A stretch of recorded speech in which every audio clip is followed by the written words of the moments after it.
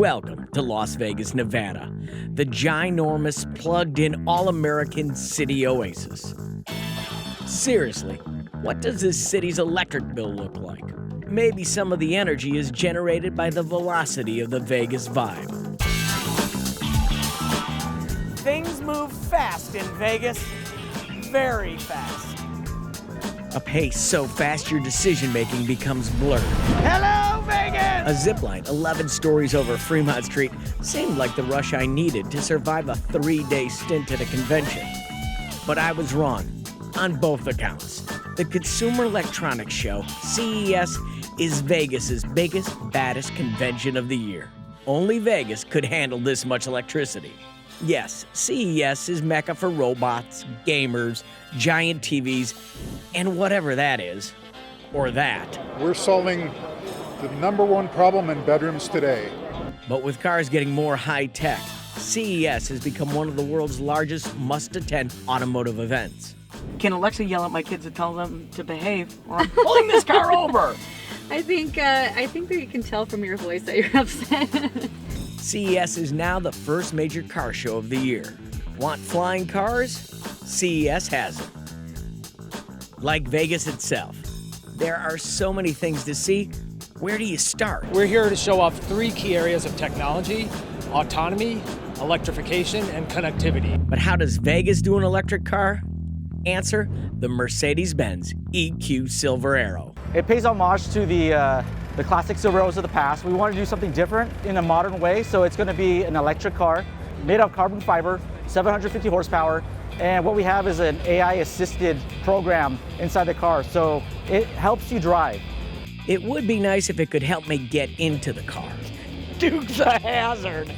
Closing the cockpit is the only thing that moves slow with this concept car, with reported speeds of up to 200 miles an hour.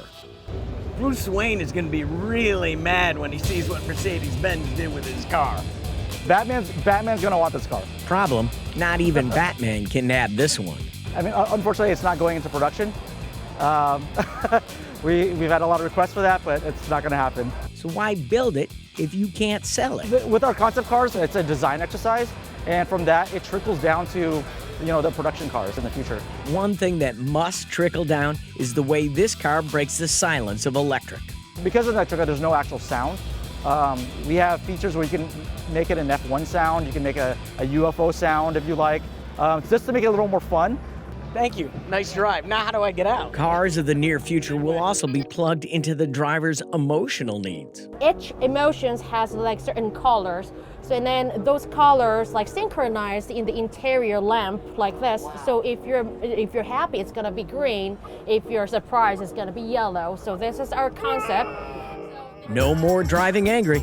What did surprise was how fast we are approaching level 5, full autonomous vehicles. Currently, cars today have what we call level 2 autonomy. That's essentially really smart cruise control, but it's only front-looking. So we believe that we need to take the features that we have in level 3, 4, 5 autonomy, bring them into level 2, and that's specifically surround perception, so I actually know what's around the car, all directions, all the time, and driver monitoring. This is a Lincoln car. So this is a Lincoln. How come you can't make me look like Matthew McConaughey? The driver monitoring isn't just for distracted driving or sleepy driving. It's useful for the car to know what you're paying attention to. Because, for example, if you're going down a road looking for a restaurant on the left and a pedestrian's about to step on the right, I'm going to let you know. But autonomous driving still faces a wild card: us. Humans do bad things, and they do not follow the rules, and they do unpredictable things. And the autonomous cars, while you have a shared space, need to be able to handle all that.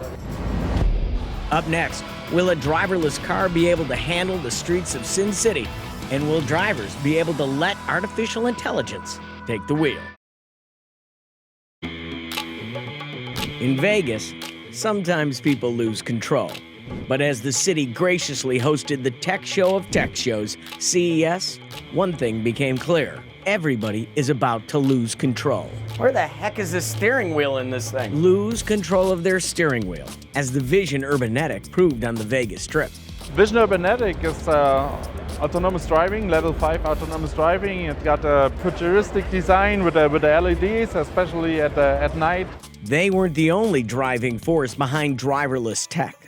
Getting people out of their personal cars, from their front doors, to the nearest transportation options, and it's really meant to represent that true first and last mile solution within transportation. Would you get in this car on a road right now? Absolutely. You know, this car, when it's driving at level 4, it really can handle any situation on the road.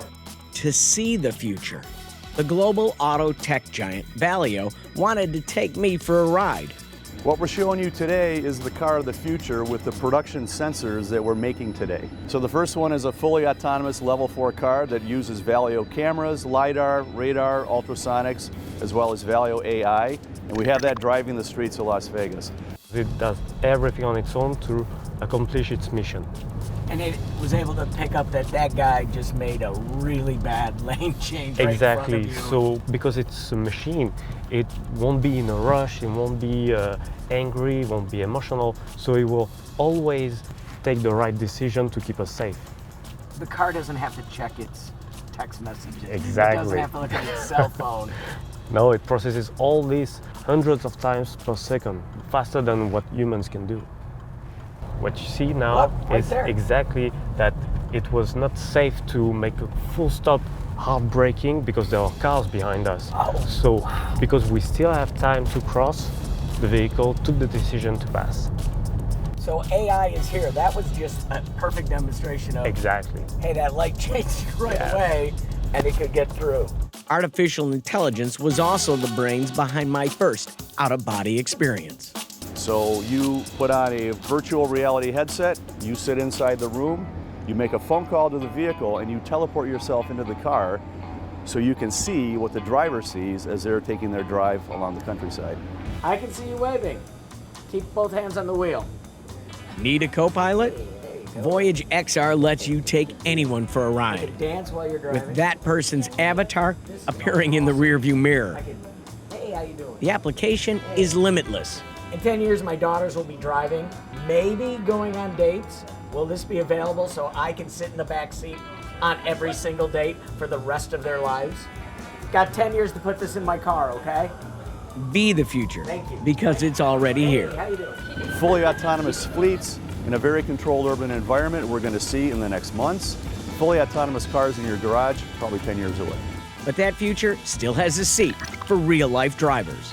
Will not affect our great products for private ownership, with the emotions, with the driving.